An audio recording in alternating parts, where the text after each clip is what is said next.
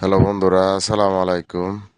তো আমি আর কাকু গেলাম নাস্তা করতে আয়া দিই যে বসে একটা টানছে মাছে। তো কাকুরও কইলাম, কাকু আপনি ধরেন আর আমি দেখি কিতা করতে পারি। আসলে ভাই আমরা অনেক কষ্ট করে ভাই ভিডিও বানাই বুঝুন।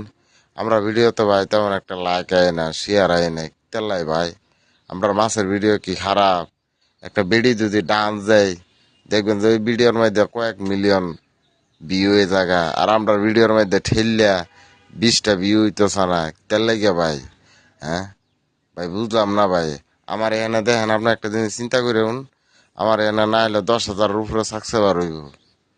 একটা মানুষও ভালো মতন লাইক করে না, শেয়ার করে না, তেইছে ভাই। হ্যাঁ, আপনার বুঝি না ভাই, আপনার রুচি কিতা কুমার।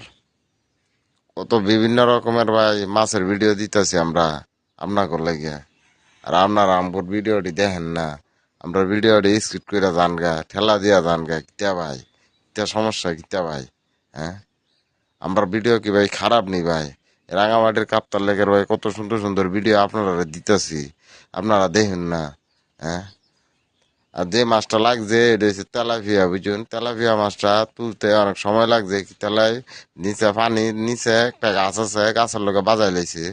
তো চিন্তা করলাম একজনের কইলাম ফোন দিয়ে আইবার লাগিয়া। তো এত আইতে একটু দেরি হইতেছে। তো দেরি হইতেছে, আমি আপনারা মাছটা দেখা মনে পরের ভিডিওতে দেখেন আপনারা মাছটা। আর যারাই আমার ভিডিওটা দেখতেছেন অবশ্যই লাইক করবেন, একটা করে শেয়ার করবেন।